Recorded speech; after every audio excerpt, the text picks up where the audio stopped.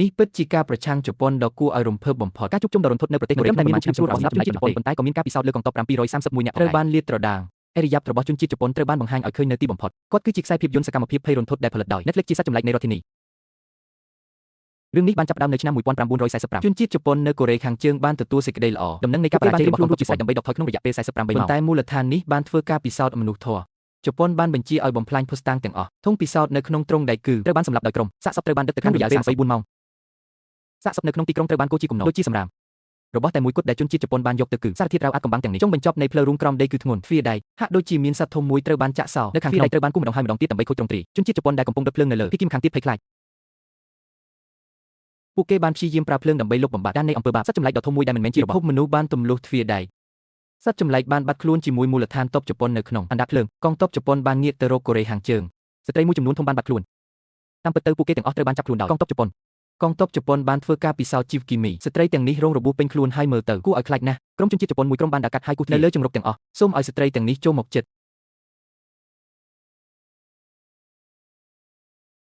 ទាហានជប៉ុនមួយចំនួនបានដើរមកហើយយកស្ត្រី2នាក់មកពីកោសិកាបន្ទាប់មកពួកគេត្រូវបានចាក់សោនៅក្នុងតូចមួយដាច់ដោយឡែកបន្ទប់ខ្មៅដោយសារតែស្ត្រីទាំងនេះមិនបានញ៉ាំអាហារអស់រយៈពេលមួយយូរទៅពួកគេបានសម្លឹងមើលចានមួយនំប៉័ងនិងចានទឹកមួយនៅលើទេពួកគេមិនអាចជួយអ្វីបានក្រៅពីបរិភោគវាទេពេលពួកគេហៀបនឹងថប់ដង្ហើមពួកគេបានរើសឡើងលើទឹកក្បែរពួកគេហើយផឹកវាមុខមាត់របស់មន្ត្រីជប៉ុនបានបង្ហាញស្នាមញញឹមដ៏អាក្រក់វាបានប្រែក្លាយថាមានសារធាតុរ៉ាវនៅក្នុងទឹកដែលជនជាតិជប៉ុននៅពេលដែលពួកគេបានដកថយមិនយូរប៉ុន្មាននារីវ័យក្មេងម្នាក់ក្នុងចំណោមនារីវ័យក្មេងចាប់ផ្ដើមមានរោគសញ្ញានាងកំពុងរមៀលខ្លួនលើដីដោយឈឺចាប់នាងបន្តវាយក្បាលនាងព្យាយាមបំបត្តិការឈឺចាប់របស់នាងមន្ត្រីជប៉ុនមិនខ្វល់ទេផ្ទុយទៅវិញគាត់បានងាកមកមើលទូរស័ព្ទដៃវិញទេស្ត្រីចំណាស់នៅខាងក្នុងកំពុងរួញខ្លួនយ៉ាងស្ងៀមស្ងាត់ជនជាតិជប៉ុនមានអារម្មណ៍ថាការពិសោធន៍នេះអាចជាជោគជ័យមួយប៉ុន្តែស្ត្រីចំណាស់នៅតែមិនអាចជួយអ្វីបានក្រៅពីហាក់ដូចជាមានសត្វល្អិតចម្លែកមួយនៅក្រោមស្បែករបស់នាងនេះជាលទ្ធផលនៃកងទ័ពជប៉ុនការពិសោធន៍រាប់ពាន់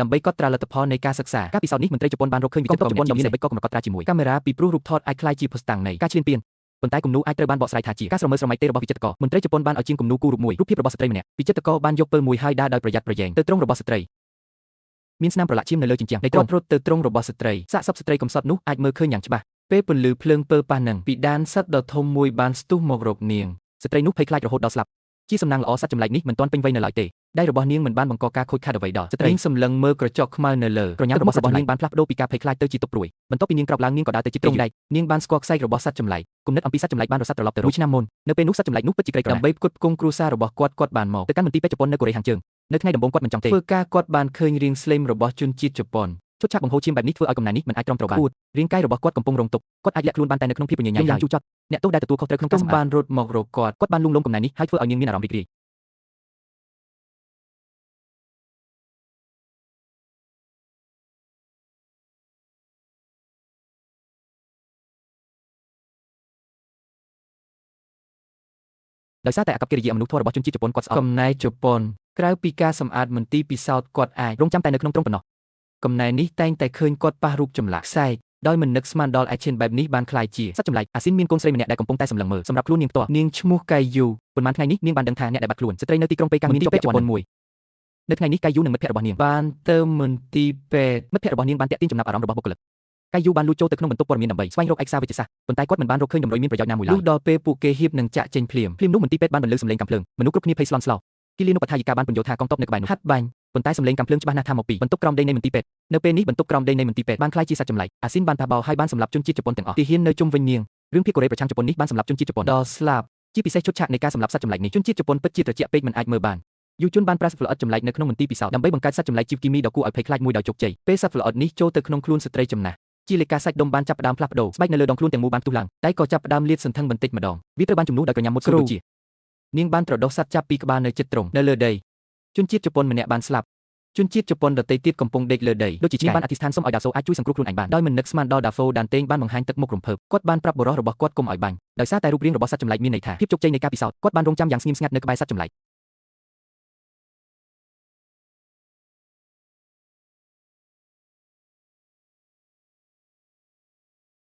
បន្ទាប់ពីសត្វចម្លែកចាប់បានជនជាតិជប៉ុនហើយមានពស់ជាច្រើននៅខាងក្រោយមួយក្នុងចំណោមពស់វាក្រាស់និងវែងលាតសន្ធឹងចេញយឺតចុងដៃត្រូវបានបំបែកជាចន្លោះ3ហើយចុចដោយផ្ទាល់លើក្បាលរបស់ជនជាតិជប៉ុនតេងសម្លឹងមើលភាពឥតប្រយោជន៍ទាំងអស់នេះបន្ទាប់មកសត្វចម្លែកនោះក៏ចាប់ផ្ដើមស៊ីជនជាតិជប៉ុនម្នាក់មិនអាចជួយបាញ់បានទេយ៉ាងណាមិញដៃរបស់សត្វចម្លែកនោះដូចជាមុតស្រួចមួយបន្លាវាទម្លុះចូលរាងកាយរបស់គាត់ភ្លាម សត្វចម្លែកបានស៊ីអាហារធំមួយប្រសិនបើរូបភាពនេះធ្វើឲ្យអ្នកមានអារម្មណ៍ស្រួលខ្លាំងសូមទុកមតិយោបល់លើវាតាហ្វូដានតេងបានសម្លឹងមើលត្រង់គាត់បានប្រៀបធៀបសត្វចម្លែកទៅនឹងទេពធីតាការញ៉ាំអាហារជាបន្តបន្ទាប់របស់ជនជាតិជប៉ុនបានបង្កើនល្បឿនលូតលាស់របស់សត្វចម្លែកនោះបានក្រោកឈរឡើងហើយបុកចូលទៅក្នុងទ្រង់នេះដែកមិនអាចទ្រាំទ្របានយូរទេដានតេងត្រូវបានបញ្ជាឲ្យផ្ទេរសត្វចម្លែកទៅទ្រង់ខ្ពស់ជាងដើម្បីកុំឲ្យសត្វចម្លែកនោះជិះចាប់ដានតេងបានសុំឲ្យទាហានបាញ់ច្រើនគ្រាប់ឧស្ម័ននៅសត្វចម្លែកបន្ទាប់ពីការបាញ់ថ្នាំខ្លាំងមួយសីតុណ្ហភាពបានធ្លាក់ចុះហើយសត្វចម្លែកបានដេកលក់ទាហានបានគ្រវីដៃរបស់ពួកគេនាគដែកធំមួយត្រូវបានរុញចូលយឺតផ្នែកខាងក្នុងនៃទ្រង់ក៏ត្រូវបានបំពេញផងដែរជាមួយឧស្ម័នសត្វចម្លែកត្រូវតែនៅស្ពឹកក្នុងអំឡុងពេលដឹកជញ្ជូនទាហានជប៉ុនទាំងអស់បានស្លៀកពាក់អាវសង្គ្រោះជីវិតដោយសារតែសត្វចម្លែកបានបង្កឲ្យមានយន្តការការពារខ្លួននៅពេលដែលវាកំពុងនឹងរាលដាលនំពុលដូចជាផ្កាព្រើនៅពេលដែលនាគដែកឆ្លងកាត់យឺតនៅក្នុងច្រកកបៀងនៃគុកកងឹតនំប៉័ងបានរាលដាលបន្តិចម្ដងចូលទៅក្នុងជ្រុងនៃគុកកងឹតនៅក្នុងខ្យល់អ្នកទោសមានអារម្មណ៍ថាវាចម្លែកហើយរត់ចេញពីដៃរបស់ពួកគេនំប៉័ងដែលមានជាតិកាបូនទាំងនេះនឹងរលាយនៅពេលដែលវាត្រូវបានដុតប៉ុន្តែមួយសន្ទុះវីរុសដែលមានជាតិកាបូនបានបង្កើតស្បែករបស់អ្នកដែលប៉ះពាល់នឹងរលួយយ៉ាងឆាប់រហ័សរបួសទាំងនេះប្រៀបដូចជាត្រូវបានដុតដោយភ្លើងវាកាន់តែធំឡើងអ្នកស្រឡាញ់និងអ្នកជួយសង្គ្រោះនៅទូទាំងគុកកងឹតត្រូវបានទុកមេរោគទាំងនេះគ្រាន់តែជាយន្តការការពារខ្លួនប៉ុណ្ណោះបង្កឡើងដោយសត្វចម្លែកនៅពេលស្នាដៃរបស់ខ្លួនដោយរំភើបមិនយូរប៉ុន្មានមនុស្សទាំងអស់ដែលឆ្លងមេរោគកាបូនបានស្លាប់មានតែមនុស្សមួយចំនួនតូចប៉ុណ្ណោះដែលមិនបានប៉ះនឹងនំប៉័ងរួចជីវិតទាហានជប៉ុនកំពុងរៀបចំផ្ទេរបិសាចទៅកាន់គុកកងឹតជ្រៅមួយនៅក្រោមដីប៉ុន្តែដោយសារតែនាគដែកធំពេកវាជាប់គាំងនៅក្នុងជណ្ដើរយន្តនៅពេលដែលទាហានជប៉ុនបានរំកិលនាគដែកពួកគេបានបិទទ្វារហ្គាសដោយចៃដន្យឧស្ម័នដែលត្រូវបានប្រើដើម្បីសម្ោះយក្សបានបាត់ខ្លួនភ្លាមទាហានជប៉ុនទាំងនេះមិនបានកត់សម្គាល់ឃើញតតែសោះនៅពេលដែលជណ្ដើរយន្តចុះមកដាហ្វូដានតេងបានយកដោះរបាំងមុខរបស់គាត់ចេញហើយដើរឡើងទៅកំពូលគាត់ចង់មើលសត្វចម្លែកពីរជាន់ខាងលើទាហានជប៉ុនបានឮសំឡេងស្រមុកស្រាលនៅក្នុងនេះពេលពួកគេងាកមើលទៅក្រោយវិញពួកគេបានរកឃើញថានំប៉័ងនៅជុំវិញវាហាក់ដូចជាបានបាត់ទៅហើយប្រធានក្រុមបានដឹងថាមានអ្វីមួយខុសហើយបានពិនិត្យមើលទ្វារឧស្ម័នភ្លាមប៉ុន្តែវាយឺតពេកហើយដៃវែងលឿនដូចភ្លេចបន្ទោហើយបានប៉ះបេះដូងទាហានជប៉ុនបន្ទាប់មកដាហ្វូដានតេងបានដកដៃរបស់គាត់ចេញពីដៃនៅក្នុងកន្លែងតូចមួយបែបនេះសត្វចម្លែកនោះគ្រប់ទីកន្លែងបរិសុជនជាតិជប៉ុនម្នាក់បានរត់គេចខ្លួនពីជណ្ដើរយន្តដោយសំណាងល្អសត្វចម្លែកក៏បានរត់គេចពីនាគដែកផងដែរជនជាតិជប៉ុននៅជាន់ខាងលើមិនដឹងទេអ្វីដែលកំពុងកើតឡើងនៅខាងក្រោមពួកគេអាចប្រើតែពិលដើម្បីរកមើលរូបចម្លាក់របស់សត្វចម្លែកនៅខាងក្រោមក្រុមនៅក្នុងជណ្ដើរយន្តនឹងម្នាក់ទៀតទាហាននៅមានជីវិតដើម្បីរស់រានមានជីវិតប្រធានក្រុមបានចង្អុលដៃរបស់គាត់បាញ់ទៅលើទាហានហើយបញ្ជាឲ្យគាត់ជណ្ដើរយន្ត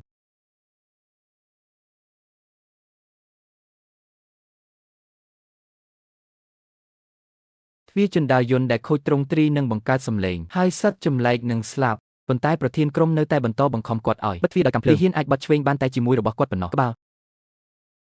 ដៃរបស់សត្វចម្លែកបានមកយ៉ាងលឿនហើយរួញឡើងជើងរបស់គាត់ចាប់ទ្វារជណ្ដើរយន្តហើយអង្វរប្រធានក្រុមដើម្បីជួយសង្គ្រោះជីវិតរបស់គាត់ប្រធានក្រុមអាចរំខានគាត់បានប៉ុន្តែគាត់មិនចង់បាញ់សត្វចម្លែកនោះទេដូច្នេះគាត់បានវាយដៃទាហានដែលចាប់ទ្វារជណ្ដើរយន្ត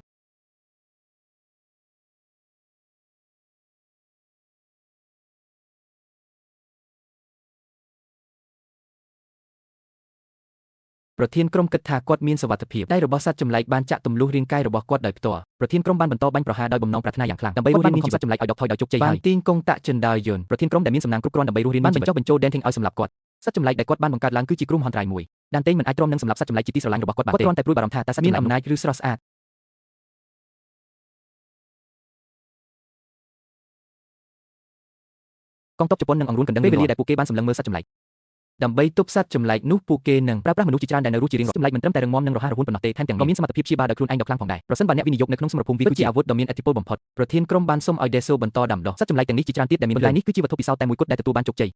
វត្ថុពិសោធន៍ផ្សេងទៀតស្លាប់ឬคล้ายជាពាក់កណ្ដាលមនុស្សនិងពាក់កណ្ដាលខ្មោចប្រធានក្រុមមិនខ្វល់ថាវត្ថុពិសោធន៍នោះស្លាប់ឬពិការអ្វីដែលមិនអាចខ្វះបានបំផុតនៅក្នុងប្រទេសកូរ៉េខាងជើងរាងកាយមនុស្សពិសោធន៍គាត់សុបិនចង់បង្កើតកងទ័ពបិសាចមួយប្រយុទ្ធប្រឆាំងនឹងកងកម្លាំងយោធានៃប្រទេសដទៃទៀតហើយការសន្ទនារបស់ពួកគេត្រូវបានរៀបយ៉ាងច្បាស់ដោយយក្សនៅខាងក្រោមនៅពេលដែលសត្វចម្លែកនោះស៊ីភ្លើងកាន់តែច្រើនឡើងរាងកាយរបស់សត្វចម្លែកកាន់តែរឹងមាំនិងអភិវឌ្ឍថែមទៀតការស្ដាប់ព្រឺយ៉ាងច្បាស់យក្សចង់សម្លាប់ពួកគេប៉ុន្តែគុកកងឹតខ្ពស់ពេកហើយនៅទីនោះមានជញ្ជាំងដែកនៅជុំវិញច្រកចេញតែមួយគត់គឺទ្វារជណ្ដើរយន្តពេលក្រឡេកមើលទៅទ្វារជណ្ដើរយន្តស្រាប់តែឃើញបិសាចហាក់ដូចជាបានរកវិធីដើម្បីចេញទៅក្រៅសត្វចម្លែកបានត្រៀមខ្លួនរួចជាស្រេចដើម្បីត្រឡប់ទៅដីវិញដរាបណាគាត់ដើរចូលទៅក្នុងជណ្ដើរយន្តមានអារម្មណ៍ថាដង្ហើមខ្លាំងពេលសត្វចម្លែកឃើញខ្មោចតូចនោះវាក៏យំដូចជាឃើញសត្រូវដែលមិនអាចផ្សះផ្សាគ្នាបានគាត់បានសម្លាប់ខ្មោចទាំងអស់ដោយចៃដន្យនៅក្នុងគុកកងឹតសត្វចម្លែកបានប្រើសរសៃវ៉ៃដើម្បីធ្វើឲ្យនីមួយខ្មោចចូលទៅក្នុងផ្លែល្ពៅស្ករផ្នែកនេះពិតជាគួរឲ្យធ្លាក់ទឹកចិត្តពេកសម្រាប់ខ្ញុំ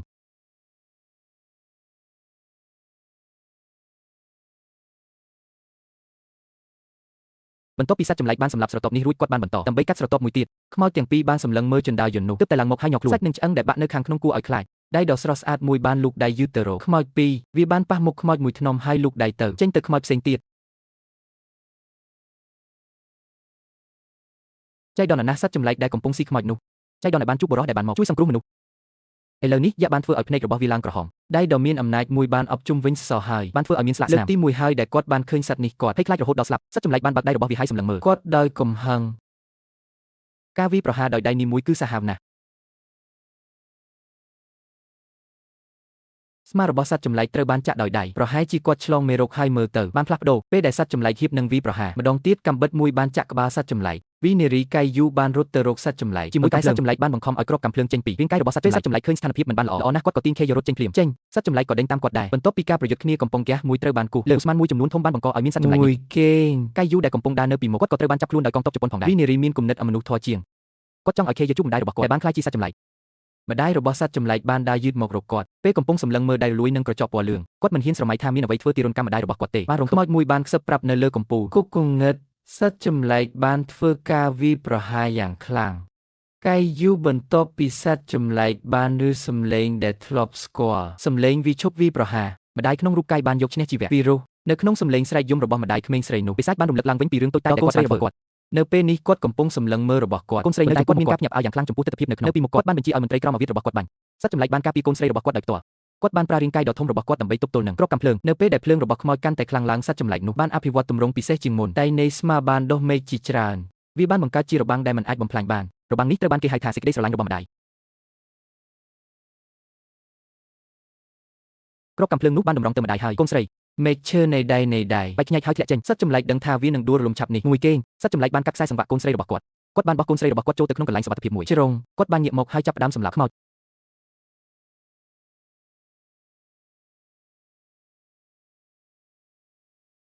ប្រឈមមុខនឹងការវាយប្រហារទ្វេដងនៃគ្រាប់កាំភ្លើងម្ដាយក៏ងួយគេងទៅជាសំណាងល្អចាងដៃសាងបានមកដល់ទាន់ពេលវេលាហើយបានយកឆ្ងាយដរាបណារូបភាពនោះបានប្រែក្លាយភ្លាមកាយមកដល់គុកងឹតម្ដងទៀតមានសាកសពទាហានជប៉ុននៅគ្រប់ទីកន្លែងប៉ុន្តែម្ដាយបានទៅហើយចាងដៃសាងដែលពោពេញដោយឈាមបានដើរមកនៅពីក្រោយគាត់លូកដៃយឺតពីរបីតែកាយយូគ្រាន់តែចង់រត់គេចខ្លួនប៉ុណ្ណោះក្រញ៉ាំជើងដូចសត្វចម្លែកបានចាប់គាត់ដោយផ្ទាល់បន្ទាប់មកដៃបានបន្តលាតចេញហើយចាក់ទម្លុះសាកសពរបស់កាយយូហើយមុខរបស់ Sheng Desheng បានផ្លាស់ប្ដូរបន្តិចម្ដងទៅជាសត្វចម្លែកវាបានបង្ហាញថានេះគឺជាខេត្តសុបិនរបស់យូឥឡូវនេះគាត់បានរត់ចេញពីមន្ទីរពេទ្យហើយនៅម្ខាងទៀតនៃមន្ទីរពេទ្យគឺសត្វល្អិតចម្លែកដែលដាំដុះនៅក្នុងពេញរបស់ Denteng ស្រវឹងគាត់ចង់ដឹងថាអ្នកណាផឹកពេញនេះនៃទឹកអ្នកក្រោមបង្គាប់របស់គាត់បានប្រាប់ Denteng ថាមនុស្ស3នាក់បានចូលទៅក្នុងបន្ទប់នេះក្រៅពី Kyo និង Sheng Desheng ក៏មានឈ្មោះនៃការមានផ្ទៃពោះម្នាក់ក្នុងចំណោមមនុស្សទាំង3នេះប្រកាសជាធ្លាប់មានគ្រោះថ្នាក់មួយបន្ទាប់ពីនោះចាងដៃឆាងនៅតែស្ថិតនៅក្នុងគុកគងឹតនៃមន្ទីរពេទ្យហើយ2នាក់ទៀតបានរត់គេចខ្លួនរួចហើយមន្ទីរពេទ្យនេះបន្ទាប់ពីរត់គេចខ្លួនចេញពីគុកគងឹតជាមួយនឹងឈ្មោះនៃការមានផ្ទៃពោះទីបំផុតពួកគេបានឃើញស្វាមីរបស់ពួកគេបានចូលទៅក្នុងការអុជធូបដ៏ស្រទន់នៅយប់នោះខ្ញុំបានរំលងផ្នែកនៃលំហូរកាកសំណល់នេះបន្ទាប់ពីបែកញើសមួយសន្ទុះសត្វល្អិតមួយបានរើទៅក្រោមស្បែកនៃឈ្មោះវាបានជ្រាបចូលទៅក្នុងខួរក្បាលរបស់គាត់យឺតនៅម៉ោង 2:30 ព្រឹកគាត់បានដើរទៅមុខទៀតផ្លូវគាត់បានមកដល់តូបតូចមួយគាត់បានឃើញអ្នកលក់ដូរដែលកំពុងប្រមូលជុំនៅចំពោះមុខគាត់ឈប់ហើយចំណង់អាហាររបស់គាត់ក៏កើនឡើងដល់បេះដូងរបស់គាត់ស៊ីឈួនបានរកឃើញថាឈ្មោះនៅជុំវិញគាត់បានបាត់ទៅហើយគាត់មិនបានកត់សម្គាល់ឃើញអ្វីមិនធម្មតាទេទៅវិញគាត់បានត្រឡប់ទៅប៉ុស្តិ៍ដើម្បីធ្វើការថ្មីនេះមានករណីឃាតកម្មចម្លែកជាច្រើនបានកើតឡើងនៅក្នុងរដ្ឋបាលរបស់មនុស្សស្លាប់ទាំងនេះទាំងអស់មានបានបាត់ខ្លួនក្រឡេកមើលសាកសពនៃខួរក្បាលទេទាំងនេះស៊ីឈួនបានដកដង្ហើមខ្យល់ត្រជាក់មួយសន្ទុះនៅពេលនេះដានតេងបានដឹងដំណឹងនេះហើយប្រញាប់ប្រញាល់ទៅស្ថានីយ៍ប៉ូលីសឃើញសាកសពទាំងនេះគាត់ប្រកាសជាឆ្លងមេរោគហើយដោយមិនទាន់ថេងប្រាប់ស៊ីឈួន Reng Desheng Kyu និង Ming Ziku ជាជនសង្ស័យសំខាន់ពួកគេសុទ្ធតែជាមនុស្សដែលបានរស់នៅទីពេទ្យបន្ទាប់ពីហើយមន្ទីរពេទ្យបាននឹងកំពុងធ្វើការពិនិត្យមនុស្សការពិសោធន៍បំផ្លាញសាកសពពិសោធន៍ដែលប្រែទៅជាសត្វចម្លែកដូចជាស្រូបយកខួរក្បាលរបស់មនុស្សពេលស៊ីឈួនត្រឡប់មកផ្ទះវិញគាត់បានឃើញឈុតឆាកដ៏គួរឲ្យខ្លាចមួយមានខ្យល់មួយនៅក្នុងផ្ទះការស្លាប់របស់នារីបម្រើស្រីគឺដូចគ្នានឹងឃាតកម្មនៅក្នុងទីក្រុងដែរហើយមីងស៊ីដែលមានការផ្លាស់ប្ដូរសែនកំពុងបោកបាញ់នៅលើគ្រាប់កាំភ្លើងមិនមានប្រសិទ្ធភាពលើគាត់តតែសោះខ្ញុំនឹងមើលថែវាមីងសេបានឲ្យបរិះនោះនៅដាវយ៉ែមបោគាត់មិនទាន់វិវត្តទៅជាសត្វចម្លែកពេញលេញនៅឡើយទេលោក Reng Desheng និង Kye ចេញមកគ្មានកន្លែងណាទេមានការភ្ញាក់ផ្អើលយ៉ាងខ្លាំងចំពោះអ្វីដែលពួកគេមីងស៊ីហាក់ដូចជាបាត់បង់ស្មារតីអ្វីដែលនៅសល់គឺសភាពគាត់បរិភោគខួរក្បាលមនុស្សមិនត្រឹមតែល្បឿននិងកម្លាំងរបស់គាត់ប៉ុណ្ណោះទេលើសពីមនុស្សធម្មតាទោះបីជាគាត់រងរបួសគាត់អាចជាសេះស្បើយភ្លាមរឿងតែមួយគត់ដែលគាត់ខ្លាចគឺពន្លឺព្រះអាទិត្យនិងភ្លើងចាងដៃសាងបានលើកភ្លើងឡើងហើយបង្ខំមីងស៊ីដើម្បីដកថយមីងស៊ីត្រូវបាន Reng Desheng អាម៉ាស់គាត់បានស្ដារសុខភាពផ្លូវចិត្តរបស់គាត់ឡើងវិញពេលឃើញខ្លួនឯងភ្លាមគាត់ក៏រត់ចេញនៅទីនេះប្រញាប់ស្ថានភាពនៅទីនេះបានធ្វើឲ្យជនជាតិជប៉ុនមានការព្រួយបារម្ភមីងស៊ីអាចរត់គេចខ្លួនបានតែដោយអស់សង្ឃឹមប៉ុណ្ណោះដើម្បីកុំឲ្យត្រឡប់ទៅមន្ទីរពេទ្យវិញហើយខ្លាចជាផលិតផលពិសោធន៍និងដើម្បីការពារទារកនៅក្នុងពោះរបស់គាត់កាន់តែច្រើនឡើងជនជាតិជប៉ុនអាចចាប់គាត់ត្រូវបានឡោមព័ទ្ធមីងស៊ីបានអពុះរបស់គាត់ហើយមានអារម្មណ៍ភ័យខ្លាចយ៉ាងខ្លាំងពេលគាត់ឃើញសេឈួនមកដល់គាត់គិតថាគាត់ត្រូវបានសង្គ្រោះគាត់មិននឹកស្មានថាសេឈួននឹងមើលងាយទេគាត់ត្រូវបន្តផ្ញើខ្លួនទៅមន្ទីរពេទ្យសម្រាប់ការពិសោធន៍មួយមីងស៊ីបានប៉ះពោះរបស់គាត់ហើយនិយាយថាកូនសម្លាញ់តើអ្នកគិតថាខ្ញុំនឹងទទួលស្គាល់រឿងនោះទេទារកពេលមីងស៊ីឃើញនាគដែកគាត់ក៏ឲ្យឡើងទាំងស្រុងគាត់បានគប់សេឈួនដួលដោយកំហឹងគាត់ទាញរាងកាយរបស់សេឈួនយ៉ាងណែនជនជាតិជប៉ុននៅជុំវិញគាត់បានបាញ់មកលើគាត់ទីបំផុតមីងស៊ីដែលខ្សោយត្រូវបានចាក់សោនៅក្នុងដៃនាគហើយទីរោគនៅក្នុងពោះរបស់គាត់ត្រូវបានជីចេញដោយរន្ធគ្រាប់កាំភ្លើងមានសត្វល្អិតនៅក្រោមស្បែកទីរោគផងដែរ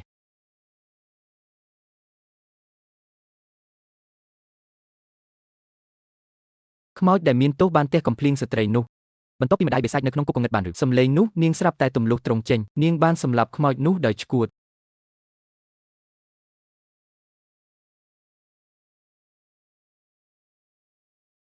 ក្រោយពីសត្វចម្លែកបានឮសំឡេងកូនស្រីរបស់គាត់ហើយគាត់បានឈប់វាយប្រហារគាត់បានចង្អុលកាំភ្លើងទៅត្រី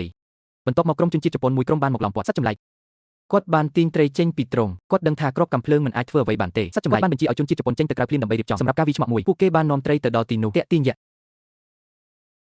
ពេលដែលសត្វចម្លែកហៀបនឹងឡើងមកជនជាតិជប៉ុនដែលលាក់ខ្លួននៅក្នុងទីងឹតបានចាប់ផ្ដើមបាញ់អ៊ូស្មានទៅលើសត្វចម្លែកនៅពេលនេះសត្វចម្លែកហាក់ដូចជាមានភាពស៊ាំនឹងអ៊ូស្មានប៉ុន្តែវានៅតែស្ថិតក្នុងហានិភ័យនៃសកម្មភាពក្រោយពីតស៊ូបានមួយសន្ទុះសត្វចម្លែកនោះក៏រត់គេចខ្លួនបាត់ស្វាមីរបស់សត្វចម្លែកបានរងចាំនៅខាងក្រៅរយៈពេលយូរគាត់ហៀបនឹងស្លាប់ជាមួយសត្វចម្លែកប្រពន្ធភ្លាមនោះជនជាតិជប៉ុននៅក្នុងមន្ទីរពិសោធន៍សុទ្ធតែបានខ្លាយជាអ្នកស្គាល់គ្នាបន្ទាប់ពីជួយសង្គ្រោះត្រីរួចយ៉ាងដេሸងបានរត់គេចខ្លួនមន្ទីរពេទ្យពួកគេបានសម្រេចចិត្តចាក់ចេញពីប្រទេសកូរ៉េខាងត្បូងហើយក្រុងស៊ីងហៃមេបញ្ជាការជប៉ុនត្រូវបានដេញតាមដោយកងទ័ពមួយបរិសុទ្ធរបស់គាត់បន្ទាប់ពីគាត់បានចាក់ចេញពីបញ្ជាឲ្យសម្លាប់គាត់បានចាក់ចេញដោយទំនុកចិត្តបន្ទាប់មកឃាតក៏រាប់សិបនាក់បានប្រញាប់ប្រញាល់ទៅកាន់យ៉ាងដេሸងនិងត្រីកៅហ្វេងបានបបបាញ់ស្បែករបស់អ្នកទាំងពីរមនុស្សមិនយូរប៉ុន្មានមនុស្សទាំងពីរនាក់នោះក៏មានអារម្មណ៍រងរបួសហើយដួលទៅលើដីឃាតក៏នោះអស់សង្ឃឹមណាស់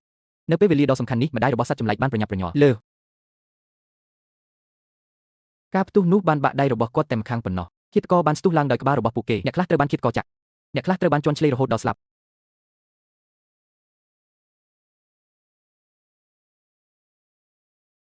ការសម្លាប់ជនជាតិជប៉ុនទាំងអស់មិនមានន័យថាយើងអាចធ្វើបានទេត្រូវបែងចែកមិនយូរប៉ុន្មានគាត់បានផ្ទេរគោលដៅទៅឲ្យ Zhang Deisheng ត្រីបានរុញច្រានលោក Zhang Deisheng ចេញហើយយកការវាយប្រហារដ៏សាហាវមួយសត្វចម្លែកនោះបានឈរស្ងៀមដោយមិនដឹងថាមានអ្វីកើតឡើងខុសត្រីបានអង្វរម្ដាយរបស់វាឲ្យឈប់គុំធ្វើបាបអ្នកដទៃក្នុងទម្រង់ជាសត្វចម្លែកបានស្រែកឡើងត្រីបានធ្លាក់មកដីជីវិតថ្មីរបស់ Zhang Deisheng ត្រូវបានបំផ្លាញសត្វចម្លែកបានលុតជង្គង់នៅលើដីដូចជាអង្វរសុំការអភ័យទោសដានតេងនៅរស់រានមានជីវិតនៅក្នុងគុកកង្ងឹតគាត់បានបើកក្រពះរបស់មីងស៊ីដោយផ្ទាល់គាត់បានយកទីរកចេញជាមួយនឹងសារធាតុគីមីត្រីងាប់ត្រូវបាននាំយកទៅសមុទ្រដោយម្ដាយរបស់សត្វចម្លែកគាត់បានទទូចឲ្យរក្សាកូនស្រីរបស់គាត់ឲ្យនៅរស់ដូច្នេះម្ដាយរបស់សត្វចម្លែកបានបង្ខំឲ្យប៉ារ៉ាស៊ីតចេញនៅក្នុងខ្លួនបានហូរចូលទៅក្នុងខ្លួនកូនស្រីរបស់គាត់ដោយផ្ទាល់ម្ដាយរបស់សត្វចម្លែកដែលបានបាត់បង់កូនរបស់នាងបានស្លាប់ប៉ុន្តែត្រីនោះបានរស់ឡើងវិញពេលវេលាបានមកដល់សម្រាប់ការប្រកួតកីឡាអូឡ িম্প ពិកទីក្រុងប៉ារីសឆ្នាំ2024 Zhang Deisheng នឹងនៅក្មេងទេតើលោកប្រភេទណាដែលវីរុសជីវគីមីនៅក្នុងពិភពសម័យទំនើប